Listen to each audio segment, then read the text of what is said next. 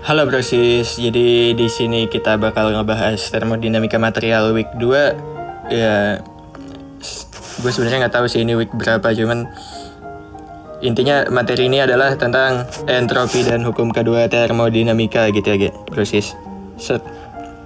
Nah, hukum kedua termodinamika nih apa sih? Jadi kita nggak bakal bahas banyak-banyak, mungkin kayak review-review aja. Nah, jadi hukum kedua termodinamika bilang kalau proses alami itu selalu berjalan ke arah bertambahnya entropi gitu.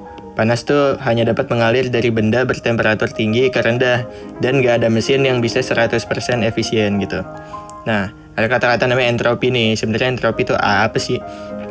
Entropi jadi itu ukuran ketidakteraturan suatu sistem gitu. Dia ini bisa dijumlahkan dari tiap bagiannya gitu. Pada sistem terisolasi dia nggak pernah berkurang karena hanya bisa bertambah gitu.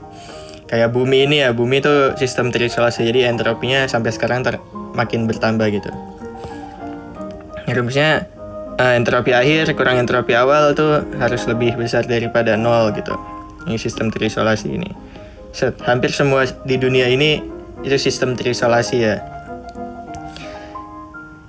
Nah, ada proses reversibel, yaitu proses yang tidak memproduksi entropi gitu, dimana delta S-nya tuh sama dengan 0, atau ya biasa kita sebut ideal lah gitu, karena nggak ada gitu, susah.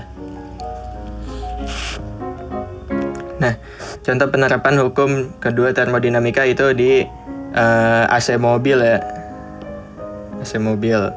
Intinya jadi ada kompresor gitu yang narik low pressure, low temperature gas ini refrigeran.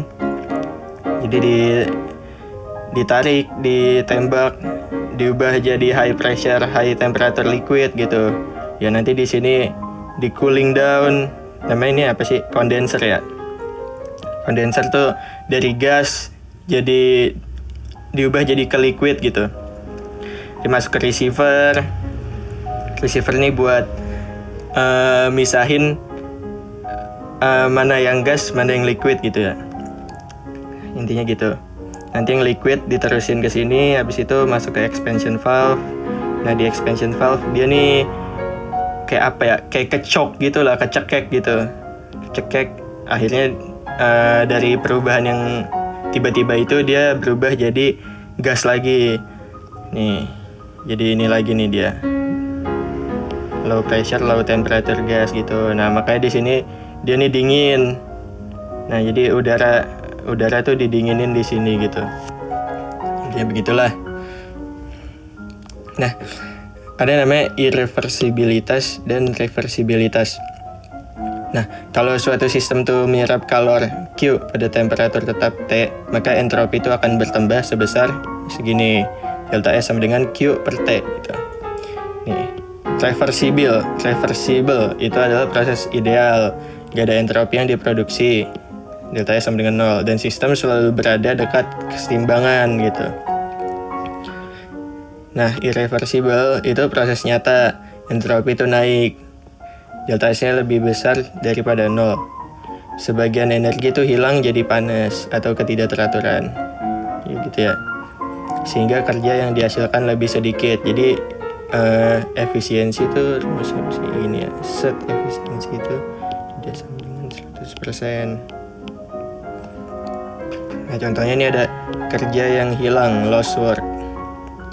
Lost work adalah ukuran kerugian energi akibat irreversibilitas. Nah, jadi contohnya ya ini soalnya dibaca sendiri ya. Intinya kalau kita punya piston kayak gini yang isinya tuh ada uap air dan air gitu yang punya tekanan pada suhu tertentu ini, pada suhu T gitu. Dan kita punya P eksternal ini, gaya dari kita sendiri.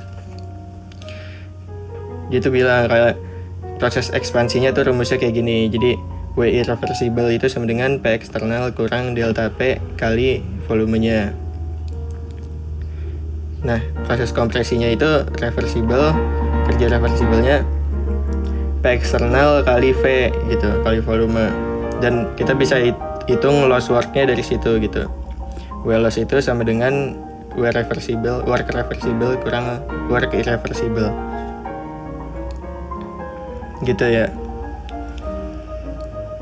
Nah, lanjut ada interpretasi statistik entropi. Nah, jadi Gibbs ini dia menggambarkan di sini tulisannya. Gibbs menggambarkan entropi sebagai suatu sistem. Gimana sih menghapusnya? Menggambarkan entropi suatu sistem sebagai ukuran tingkat keacakan. Jadi chaos ya. Chaos. Entropi itu sama dengan chaos. Delta SM, M ini stands for melt. Sama dengan Q per temperature melting sama dengan delta H melting per temperature meltingnya gitu. Kenaikan entropi delta SM berkaitan erat dengan kenaikan tingkat keacakan atom-atom ya. Jadi kita tahu misalkan dari solid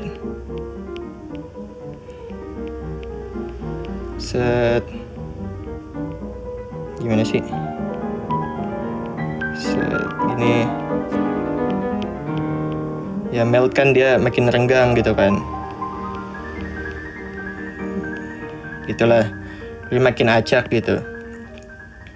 Nah, kalau entropi dalam proses pembekuan itu kayak gini. Jadi saat entropi cairan membeku, saat cairan tuh membeku, atom-atom tuh jadi lebih teratur, makanya entropi zat tuh menurun gitu. Nah, pembekuan nih melepaskan panas ke lingkungan, entropi lingkungannya jadi naik. Jadi misalnya kita punya sistem yang tadinya melt gitu. Ini sistem. Ini melt. Terus kita mau berubah jadi freeze. Dibeku. Ya ini bakal ada kalor yang dilepas gitu ya. Gimana ya gambarnya ya? Set gitulah, Q lepas gitu. Nah, entropi itu akan sama dengan 0. Bukan gitu ya. S itu akan sama dengan 0 saat suhunya tuh mencapai minus 273 Kelvin ya. Atau sama dengan minus 273 derajat Celcius atau sama dengan 0 Kelvin. Yang bilang absolute 0 Kak. Absolute 0 gitu. Nah, lanjut ada namanya persamaan entropi Boltzmann gitu, yang menghubungkan entropi dengan tingkat keacakan sistem pada skala makroskopik gitu. Rumusnya tuh S sama dengan konstanta Boltzmann kali ln omega. Omega ini tingkat keacakan sistem pada skala makroskopik ya. Kan tadi kalau S tuh mikro. Nah, omega ini makro gitulah. Nah, kalau entropi ditinjau dari tingkat keadaan mikroskopik, maka entropi atom-atom terdiri dari 2 komponen. Yang pertama tuh ada thermal, yang kedua tuh konfigurasional gitulah. Konfigurasional tuh berarti posisi atom-atomnya ya. Nah, entropi total kalau menurut Boltzmann itu kayak gini. S total tuh sama dengan konstanta Boltzmann kali ln set gitulah. Ln omega thermal kali omega konfigurasional. Jadi omega ya ini udah bukan ini lagi S lagi. Gitulah. Oke, mungkin part 1 segitu aja dulu. Next kita lanjut di part 2-nya.